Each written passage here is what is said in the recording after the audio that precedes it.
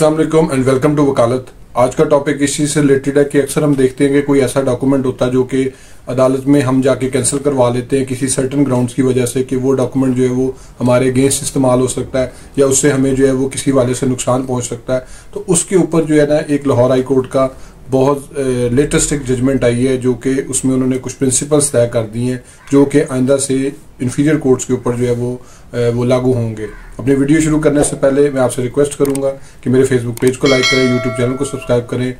ताकि इसी तरह मैं लीगल एडवाइस आपसे शेयर करता रहूं। अब आ जाते हैं अपने असल टॉपिक की तरफ कि ऑनरेबल हाई कोर्ट ने जो है वो डिसीजन दिया अभी एक, जिसका जो कैप्शन है वो आप अपनी स्क्रीन पे देख सकते हैं। 2023 MLD 20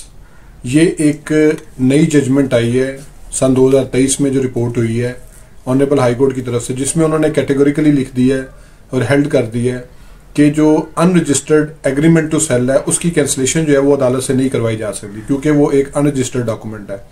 अगर कोई डॉक्यूमेंट रजिस्टर हो चुका है और उसमें जो है वो कोई फ्रॉड का आंसर शामिल है, उसमें कोई डिसीट का आंसर शामिल है या उसमें कोई चीटिंग हुई है या उसमें किसी किस्म से जो है वो इस तरह के मामला तय किए कि धोखे से जो है वो काउंटरफीटिंग के जरिए जो है वो उसको रजिस्ट्री पास करवाई गई है या कोई रजिस्टर्ड डॉक्यूमेंट बनाया गया है या कोई भी ऐसी दस्तावेज जो किसी को नुकसान पहुंचा सकती है, तो उसकी कैंसिलेशन जो है वो अदालत से सीख की जा सकती है। लेकिन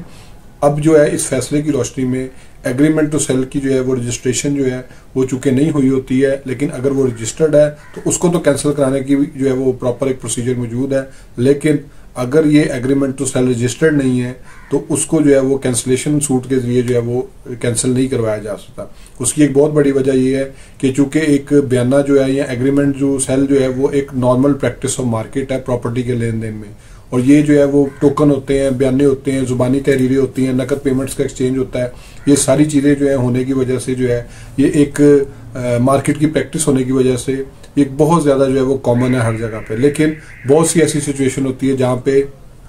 ऐसे एग्रीमेंट टू सेल को जो है वो कैंसिल करना पड़ जाता है। पार्टियां जो है वो आपस में एक दूसरे से मिलके एग्रीमेंट को कैंसिल कर लेती हैं, बयाने वापस हो जाते हैं, टोकन वापस हो जाते हैं। वो भी एक नॉर्मल मार्केट की प्रैक्टिस है। लेकिन किसी जगह पे एग्रीमेंट टू सेल को प्रॉपर तरीके से करने के बाद अगर हम कहते हैं जी कि हम इसको जो है वो आप कैंसिल करवाएं और वो भी बगैर किसी वजह के, तो वो पॉसिबल नहीं होता क्योंकि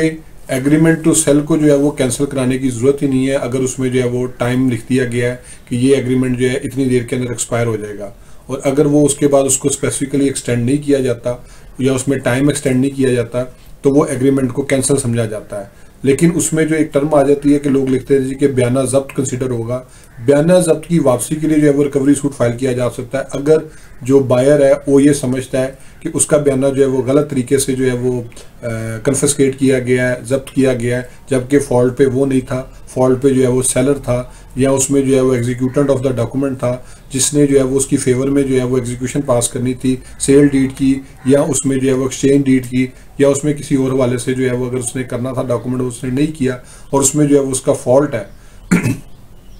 तो उस सूरत में जो है वो अदालत से जो है वो कैंसिलेशन सीख तो करेगा ही करेगा, लेकिन उसमें जो है वो रिकवरी सूट भी फाइल कर सकता है। लेकिन अब चूंकि एक नया फैसला आ चुका हुआ है उसमें जो है वो एग्रीमेंट टू सेल की कैंसिलेशन, वो भी अनरजिस्टर्ड एग्रीमेंट टू सेल की कैंसिलेशन को बाहर कर दिया गया है। तो उस सूरत में जो है वो अब इसके जो है वो एक डिफरेंट किस्म के जो है रिजल्ट्स आएंगे और अब इस रिजल्ट्स का जो इम्पैक्ट है वो आने वाले चंद महीनों में और सालों में होगा कि जब लोगों की लिटिगेशंस डिफरेंट तरीके से इफेक्ट होगी एग्रीमेंट टू सेल की कैंसिलेशन को लेके। जो ऑलरेडी केसेस चल रहे हैं या बाद में जो केसेस आएंगे उसके हवाले से देखने के बाद इसको विद इन मंथ्स या फ्यू ईयर्स में जो है जब ये मामला अल्टीमेटली ऑनरेबल सुप्रीम कोर्ट के पास जाएगा वो इसके ऊपर जो डिक्टम ले डाउन करेंगे वो ही फाइनलाइज सवर होगा। उससे पहले जो ऑनरेबल हाई कोर्ट ने कह दिया है वो उसको जो है वो प्रिवेल करेगा और वो तमाम कोर्ट्स के अंदर जो है एप्लीकेबल होगा। होप्स आपको ये वीडियो पसंद आई होगी। मेरे फेसबुक पेज को लाइक करें, यूट्यूब चैनल को सब्सक्राइब करें। Thank you for watching.